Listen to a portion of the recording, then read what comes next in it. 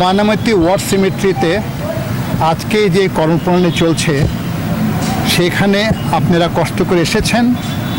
আমরা আন্তরিকভাবে আপনাদের প্রতি ধন্যবাদ, ভালোবাসা এবং কৃতজ্ঞতা প্রকাশ করছি। আমি কর্নেল সাজ্জাদ, বীর প্রতীক, স্বাধীনতা পদক প্রাপ্ত, পদ্মশ্রী প্রাপ্ত একজন সামরিক কর্মকর্তা।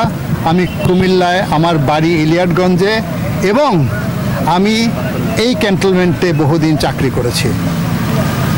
এখানে আপনারা দাঁড়িয়ে আছেন ঐতিহাসিক স্থাপনায়। যে স্থাপনাটা শুরু হয়েছিল দ্বিতীয় মহাযুদ্ধের শুরু হওয়ার পর থেকে। আপনারা জানেন আমার ডান দিকে পিছনে ক্যান্টনমেন্টের মধ্যে ফিল্ড মার্শাল স্লিমের কমান্ড পোস্ট ছিল। যখন বার্মা ফ্রন্টে যুদ্ধ চলছিল তখন বহু লোক আহত হচ্ছিল। এইখানে এবং চট্টগ্রামে দুইটা হসপিটাল হয়েছিল, 150 নম্বর এবং 20 নম্বর হসপিটাল। এই হাসপাতালগুলিতে ক্যাজুয়ালিটিগুলো আসছিল। 44-এর দিকে দেখা গেল এই দুটো হাসপাতালে বহু মানুষ, সোলজার্স, ব্রিটিশ, আফ্রিকানস, জাপানিজ অনেকেই আহত হয়ে আসছে এবং মারা যাচ্ছে। তখন ফিল্ড মার্শাল স্লিমের নির্দেশনায় এই সুন্দর স্থাপনায়, এটা ফুলে ফলে ভরপুর একটা জঙ্গল ছিল, অতি সুন্দর পাহাড়ি এলাকা, উনি এটা সিলেকশন করেছিলেন। সেই সময় আমার পিতা দ্বিতীয় মহাযুদ্ধের সৈনিক, কমান্ড পোস্টে ওনার চিফ ইন্টারপ্রেটার ছিলেন, তিনিও জড়িত ছিলেন। তো আমার পিতা এই সব তথ্য দিয়ে গেছে, এইখানে তোর দাদির কবর। আচ্ছা, যাই হোক, এখন এখানে আমরা দেখলাম উনি একটা প্ল্যান করেছিলেন, এইটা হবে একটা স্লোপের মধ্যে। কেন? স্ট্যাগনেন্ট ওয়াটার থাকলে এগুলি পচে যায় তাড়াতাড়ি। এই পুরো জিনিস গ্রেভিয়ারটা একটা স্লোপের মধ্যে, জেন্টেল স্লোপ, এর মধ্যে পানি চলে গেছে বলেই আজকে 82-81 বছর পরেও আমরা কিছু পার্টস পাচ্ছি, না হয়তো পচে যেত পুরাটা। বলে রাখে আল্লাহ মারে কে। 2 নম্বর, আরেকটা সিদ্ধান্ত হয়েছিল যে এইখানে এই নিহত লোকদের জন্য ডিফারেন্ট গ্রেভিয়ার করা হয়েছিল। সামনে দেখবেন মেইনলি ক্রিশ্চিয়ান গ্রেভিয়ার, বাম দিকে মুসলিম গ্রেভিয়ার, 174 জন মুসলিম আছে ওখানে। ওখানে গিয়ে আমি প্রতিদিন আসলে একবার দোয়া পড়ে আসি।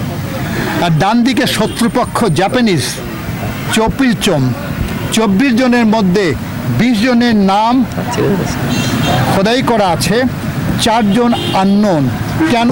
আমরা যে বুঝতে পারি ওরা অচেতন ছিল যখন উইন্ডেড হয়ে এসেছে, এই সৈনিক ভাইদের তা বলতে পারে নাই। সবাইকে এখানে দেওয়া হয়েছে কবর। এখন কথা হচ্ছে, জাপান বাংলাদেশের শ্রেষ্ঠ বন্ধু। আমাদের মহান মুক্তিযুদ্ধে জাপান আমাদের বিশাল অবদান রেখেছে।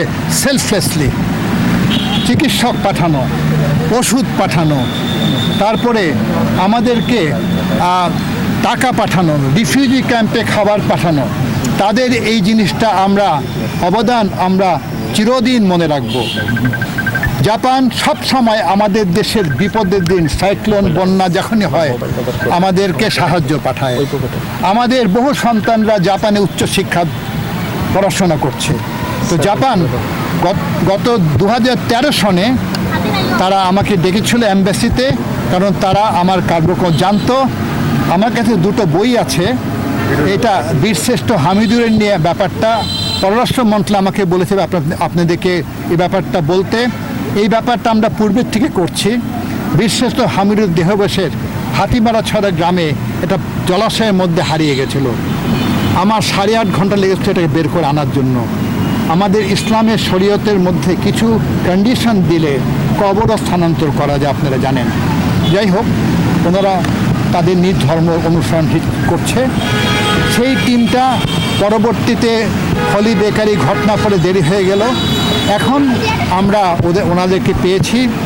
তাদের মধ্যে 9 জন খুবই highly qualified scientist and specialist এসছেন। আজকে একজন চলে যাবেন হয়তো। এই 8 জন শেষ পর্যন্ত কাজ করবেন। আমরা কাজ আরম্ভ করি 13 তারিখ থেকে, আমরা শেষ করব ইনশাল্লাহ 24 তারিখে। ঠিক আছে? এখন সেই কাজটা ওনারা বলবেন, এরপরে আপনারা প্রশ্ন করার আগে আমার স্যারকে বলবো উনি কোনো বক্তব্য দিতে চান কি না, সেটা রানা ভাই আমাদের চিফ ইন্টারপ্রেটার উনি আপনাদেরকে ইংরেজিতে অথবা বাংলাতে বলেই ভালো হবে। স্যার